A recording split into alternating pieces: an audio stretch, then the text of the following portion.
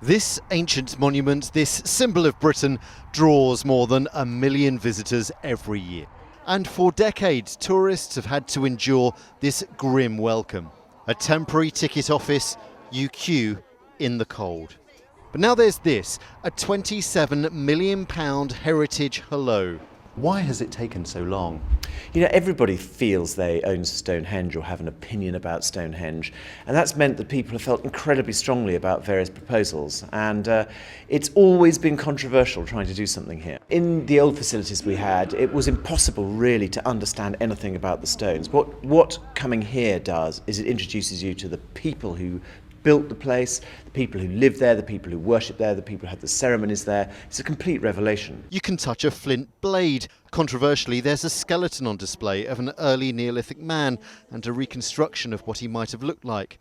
At the heart of the new visitor centre is this 360-degree video display that puts the visitor right into the middle of the stones. It shows people what the site was like before the stones were even here thousands of years ago, and it shows how the site developed over the years.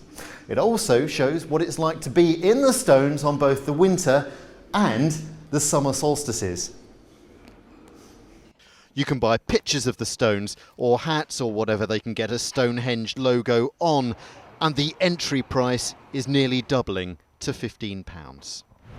Unlike the old visitor centre, which was pretty much in the shadow of the stones, the new one is nowhere near. It's about 1.5 miles away across Salisbury Plain. So English Heritage has laid on this so-called land train that takes visitors from the new centre to the stones. It crawls at 10 miles an hour along the old A344 road, which was closed earlier this year. That means traffic doesn't come directly past the stones, although the A303 is still within sight and sound.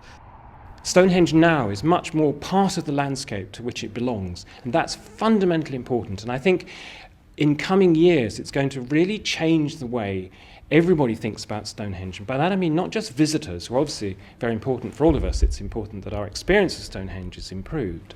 But I think also for academics, for artists, for creative people, who will see Stonehenge in a way that they haven't seen it for a couple of centuries.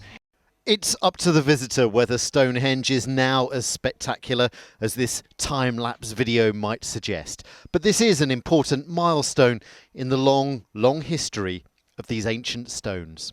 Robert Murphy, ITV News, Stonehenge.